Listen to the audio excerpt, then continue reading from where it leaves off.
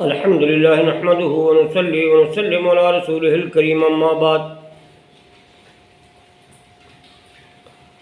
اولیاء کرام کی کرامتیں قرآن پاک سے ثابت ہے، حدیث سے بھی ثابت ہے، لیکن کرامت ولایت کا معیار نہیں۔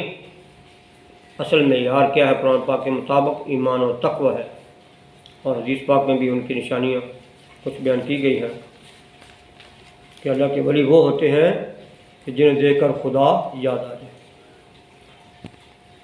نسائی شریف، نسائی الکبریٰ میں حدیث نمبر ہے 11233 میں یہ حدیث پاک درج ہے۔ حضرت ابن عباس رضی اللہ تعالیٰ عنہ بیان کرتے ہیں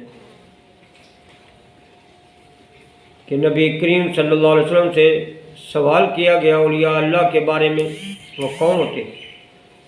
فرمایا الذین اذا ذکر اللہ، اللہ کے ولی وہ ہیں جنہیں دیکھ کر خدا یاد آ جائے۔ مسند ابو یعلا میں روایت ہے، حدیث نمبر 2437۔ حضرت ابن عباس رضی اللہ تعالیٰ بیان کرتے ہیں قیل یا رسول اللہ یہ جلسائنا خیر، ہمارے بہترین ہم نشین کون ہیں؟ فرمایا الذین ذکرکم اللہ رؤیتہ، جن کے دیدار سے تمہیں اللہ یاد آ جائے۔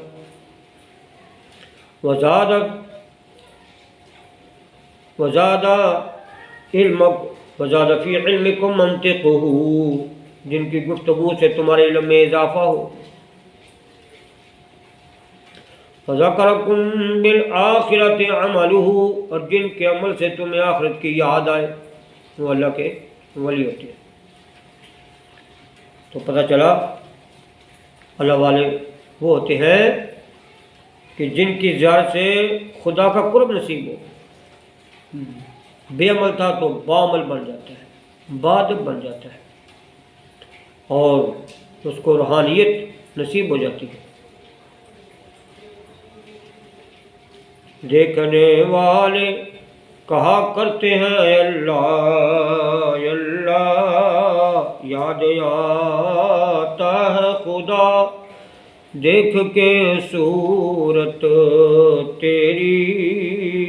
مشکوٰۃ شریف میں مسند احمد بن حنبل اور بہقی شریف کے حوالے سے ایک حدیث پاک نقل کی گئی ہے، حدیث نمبر ہے 4871۔ اسماء بنت یزید رضی اللہ تعالیٰ عنہ بیان کرتی ہیں نبی پاک صلی اللہ علیہ وآلہ وسلم نے ارشاد فرمایا خیار عباد اللہ الذین اذا ذکر اللہ، اللہ کے بہترین بندے وہ ہیں جنہیں دیکھ کر خدا یاد آ جائے۔ وشرار عباد اللہ المشاؤون بالنمیمہ، اور اللہ کے برے بندے وہ ہیں جو لوگوں کی چگلیاں کرتے ہیں۔ فتنہ فساد کے لیے چگلی کرنا یہ عیب ہے، اللہ کے بندے ایسے نہیں ہوتے۔ ہاں ایک دوسرے کی بات صلح کرانے کے لیے پہنچا سکتے ہیں، لیکن لڑائی فساد کے لیے نہیں۔ فرمایا لا يدخل الجنۃ نمام، چغل خور جنت میں داخل نہیں ہوگا۔ اور فرمایا دوسرا کیا کرتے ہیں؟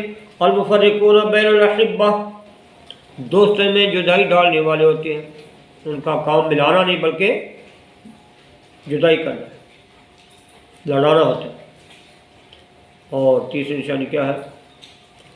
الباغون البراء العنتہ، اور پاک لوگوں میں عیب ڈھونڈتے ہیں۔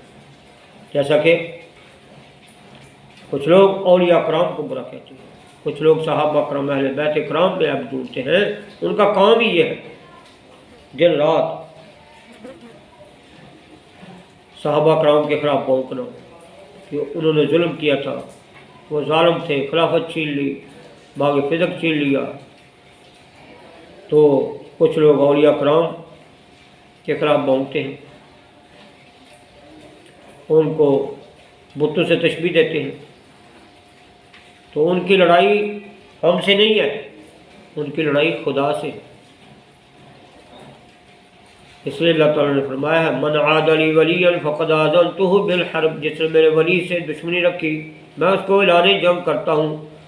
اللہ فرماتے ہیں عقل ہوتی تو خدا سے نہ لڑائی لیتے، یہ گھٹائیں اسے منظور بڑھانا تیرا، مٹ گئے مٹتے ہیں مٹ جائیں گے عادہ تیرے، نہ مٹا ہے نہ مٹے گا کبھی چرچا تیرا۔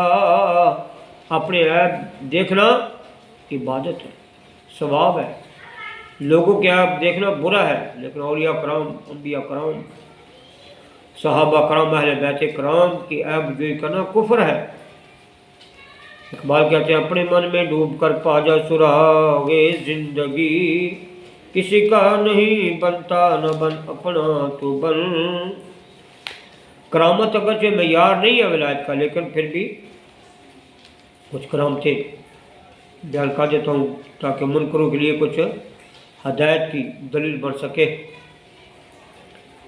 انداز بیان کرتے شوق نہیں ہے میرا، شاید کہ اتر جائے تیرے دل میں میری بات۔ افضل اولیاء کرام کون ہے؟ صحابہ کرام، اہل بیت کرام۔ حضرت ام المومنین عائشہ صدیقہ رضی اللہ تعالیٰ بیان کرتی ہے کہ حضرت سیدنا ابو بکر صدیق رضی اللہ تعالیٰ مجھے مقام عالیہ میں واقعہ باغ سے 20 وسق کھجوریں حاصل کرنے کی اجازت دی تھی۔ جب ان کے وصال کا وقت آیا تو فرمایا خدا کی قسم ہے میری بیٹی، مجھے تم سے زیادہ کسی کا غنی ہونا محبوب نہیں، اور اپنی وفات کے بعد تم سے زیادہ کسی کے فقر کا غم نہیں ہے۔ میں نے تمہیں 20 وسق کھجوریں حاصل کرنے کی اجازت دی تھی، کاش تم حاصل کر کے اپنے پاس محفوظ کر لیتی تو تمہاری ملکیت ہوتی۔ فَإِنَّمَا هُوَ الْيَوْمَ مَالُ وارث، اور آج وہ مال وارثوں کا ہو چکا ہے کیونکہ میری موت کا وقت آ گیا۔ وَإِنَّمَا هُوَ أَخُوكَ وَأُخْتُكَ، اور وہ ہیں تمہارے بھائی اور 2 بہنیں۔ فَاقْتَسِمُوا عَلَىٰ كِتَابِ اللَّهِ، تم اسے قرآن پاک کے حکم کے مطابق تقسیم کر لینا۔ میں نے عرض کیا ابا جان، خدا کی قسم اگر وہ مال اس سے بھی کہیں زیادہ ہوتا تو میں اسے چھوڑ دیتی، لیکن انما ہی اسماء فمن الاخرى، میری تو ایک بہن ہے جس کا نام اسماء ہے، دوسری کون ہے؟ فمن الاخرى، دوسری کون ہے؟ قال ذو بطن خارجہ اراها جاریہ فولدت جاریہ، فرمایا خارجہ کی بیٹی کے پیٹ والی، یعنی حضرت ابو بکر کی اہلیہ کا نام ہے خارجہ، فرمایا وہ میرا خیال ہے کہ وہ لڑکی ہے، چنانچہ حضرت ام کلثوم پیدا ہوئی۔ موطا امام مالک اور تاریخ الخلفاء میں امام جلال السیوطی نے یہ حدیث پاک نقل کی ہے۔ اس حدیث پاک سے معلوم ہوا کہ ابو بکر صدیق کو اس بات کا علم تھا کہ میں اسی مرض میں انتقال کر دوں گا، اسی لیے آپ نے فرمایا آج میرا مال وارثوں کا ہو چکا، اور آپ یہ بات یقین کے ساتھ جانتے تھے کہ ان کی بیوی کے پیٹ میں لڑکا نہیں لڑکی ہے، اور ان دونوں باتوں کا جاننا یقیناً علم غیب ہے، جن کو بیان فرما کر انہوں نے اپنا یہ عقیدہ ثابت کر دیا کہ انبیاء کرام علیہ السلام کے علاوہ بھی دوسرے خاص بندوں کو نبی کے واسطہ سے غیب کا علم ہوتا ہے۔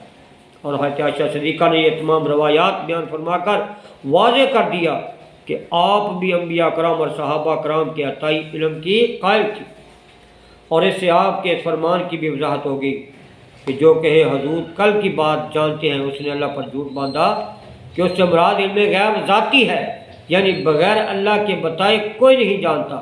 باقی رہا علم عطائی تو اس کے بارے میں آپ کا عقیدہ یہ ہے کہ نبی تو نبی ہے، میرے والد محترم بھی جانتے ہیں کہ کل کیا ہو۔